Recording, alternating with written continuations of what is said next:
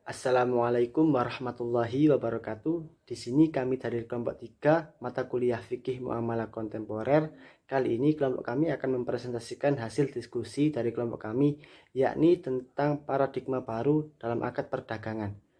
Nah, di sini saya bersama dua teman saya, yakni Faiza Fairani sebagai pemateri pertama, yang kedua Alfiani Dwi Rahmawati sebagai pemateri kedua, dan saya sendiri Muhammad Hanwi Setiawan sebagai pemateri ketiga sekaligus moderator. Nah, untuk mempersingkat waktu, langsung saya serahkan kepada pemateri pertama untuk menjelaskan materi yang pertama. Di sini saya akan membahas tentang jual beli akad salam. Nah, pengertian dari akad salam adalah akad salam itu pada hakikatnya adalah jual beli dengan hutang. Tetapi bedanya yang dihutang bukan uang pembayarannya, melainkan barangnya. Sedangkan uang pembayarannya justru diserahkan secara tunai. Nah, jadi akad salam ini kebalikannya dari kredit. Kalau jual beli kredit adalah barangnya diserahkan terlebih dahulu dan uang pembayarannya menjadi hutang. Sedangkan akad salam adalah uangnya diserahkan terlebih dahulu lalu barangnya menjadi hutang. Landasan syariah terdapat dalam Quran Surat Al-Baqarah ayat 282 yang artinya, wahai orang-orang yang beriman, apabila kamu bermuamalah tidak secara tunai untuk waktu yang telah ditentukan, hendaknya kamu menuliskannya dengan benar. Nah, dari Sunnah dari Ibnu Abbas radhiyallahu an, ia berkata, Nabi Shallallahu alaihi wasallam telah datang ke Madinah dan mereka penduduk Madinah memesan buah-buahan selama 1 tahun dan 2 tahun. Maka Nabi bersabda, barang siapa yang memesan buah kurma, maka hendaklah ia memesannya dalam takaran tertentu dan timbangan tertentu dan waktu yang tertentu. Hadis riwayat muttafaq alaih. Terakhir ada ijma. Mengutip Ibnu Muzir, pakar ilmiah ulama setuju untuk mengizinkan jual beli akad salam diperbolehkan karena terdapat kebutuhan dan keperluan untuk mempermudah urusan manusia. Rukun dari akad salam. Rukun dari akad salam ini ada 5. Yang pertama pembeli, penjual, modal atau uang, barang, ucapan, dan ijab kabul. Nah, sedangkan menurut ulama Hanafiyah bahwa rukun jual beli salam ini hanya ijab dan kabul, dan rukun akad salam menurut jumhur ulama selain Hanafiyah terdiri dari pembeli, penjual, modal atau uang, barang, dan ucapan ijab kabul. Nah, syarat pertama, modal atau uang. Modal atau uang adalah sejumlah uang yang dikeluarkan untuk membayar barang yang dibutuhkan atau dipesan.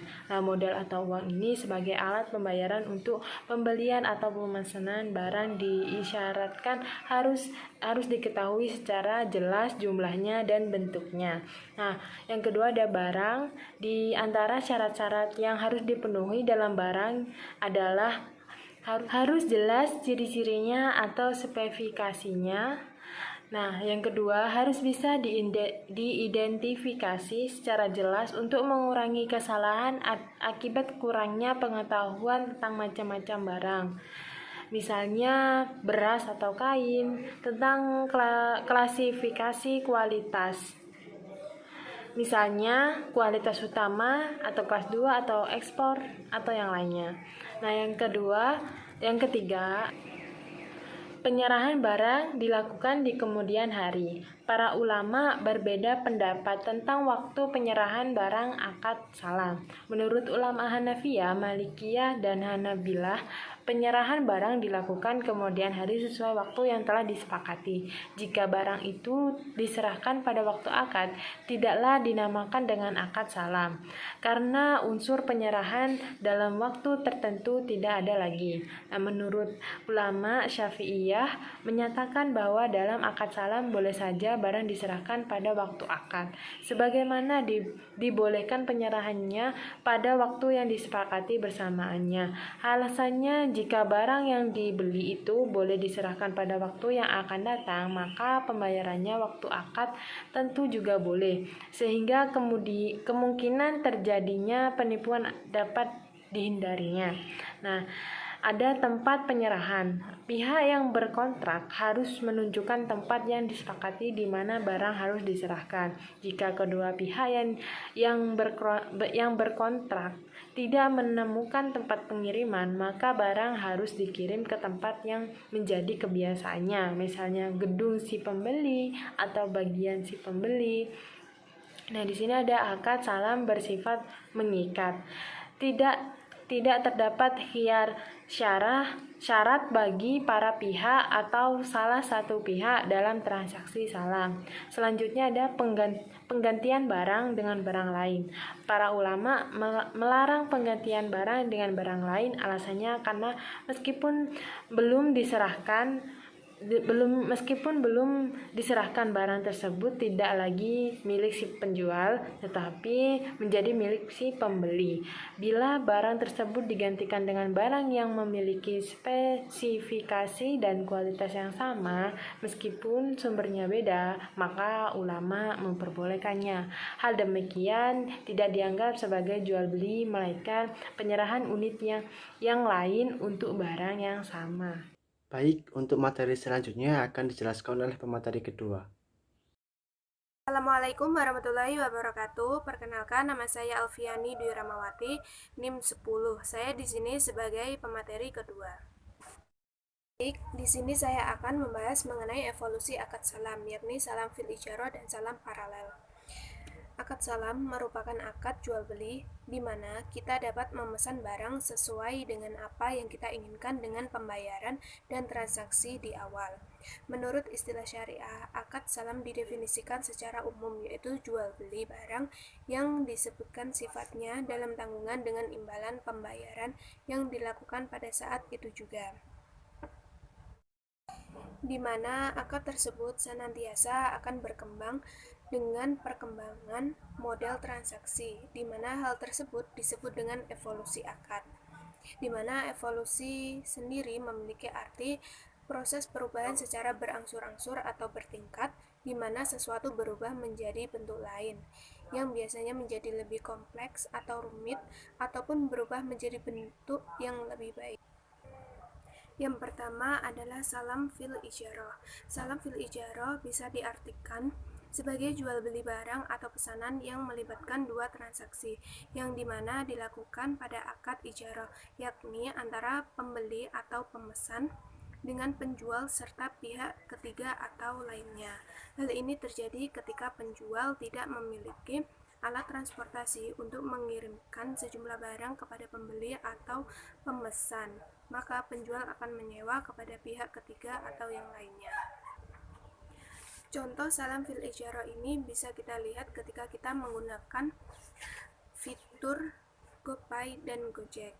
Nah, ketika konsumen sudah mempunyai saldo GoPay, berarti konsumen sudah menyediakan dana untuk penjual. Dan selanjutnya, ketika konsumen memesan barang atau jasa Gojek, berarti ia sedang melakukan transaksi salam fil ijarah. Contoh lain dari akad salam fil ijarah ini misalnya seperti ada si A membeli bunga yang sudah ada tandanya beserta potnya sebanyak 50 pot kepada si B. Nah, si A melakukan pembayaran di awal, dan tetapi kemudian si B ini tidak memiliki alat transportasi untuk mengirimkan bunga tersebut kepada si A.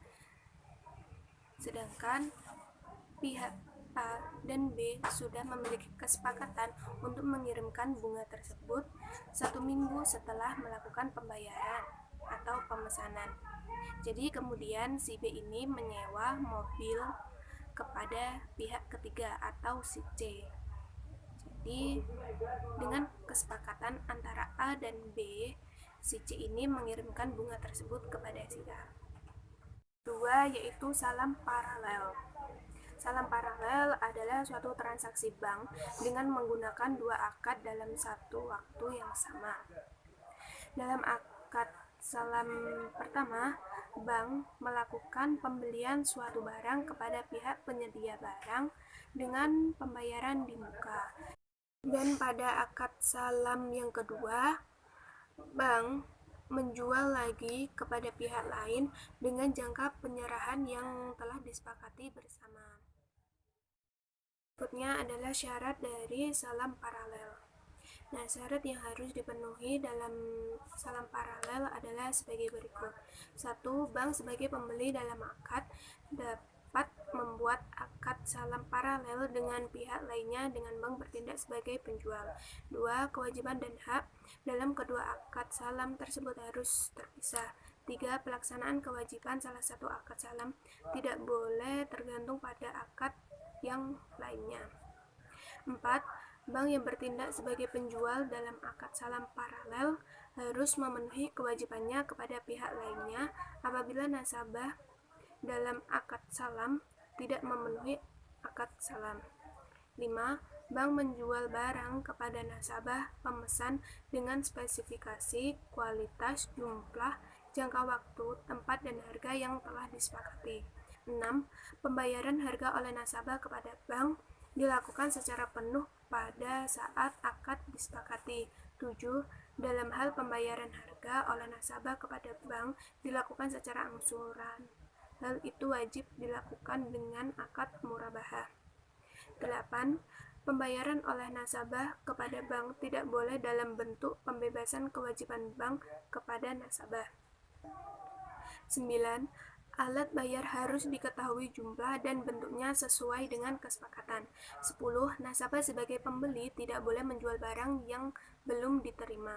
11. Dalam rangka meyakinkan bank dapat menyerahkan barang sesuai kesepakatan nasabah, dapat meminta jaminan pihak ketiga sesuai dengan kesepakatan. Nasabah dapat meminta jaminan pihak ketiga sesuai dengan ketentuan yang berlaku. Berikut adalah mekanisme salam paralel. 1. Bank sebagai pembeli atau muslam melakukan pemesanan barang dengan spesifikasi barang yang diinginkan, kemudian bernegosiasi akad salam dengan penjual sebagai produsen. 2.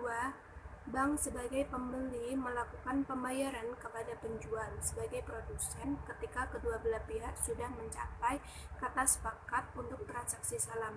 3. Pembeli dalam hal ini adalah nasabah melakukan pemesanan sesuai keinginan dengan spesifikasi barang yang dipesan, serta bernegosiasi dan berakad salam dengan pihak bank sebagai penjual.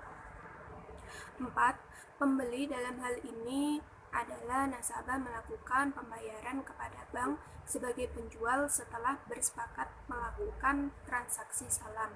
5. Penjual dalam hal ini adalah produsen yang ditunjuk oleh bank melakukan pengiriman barang yang dipesan nasabah atau pembeli ke bank sebagai pembeli. 6. Bank sebagai penjual mengirim barang ke nasabah sebagai pembeli. Sekian pembahasan dari saya mengenai salam fil ijarah dan salam paralel. Baik, terima kasih. Untuk materi selanjutnya akan dijelaskan oleh pemateri ketiga. Baik, di sini saya akan menjelaskan tentang bai istisna.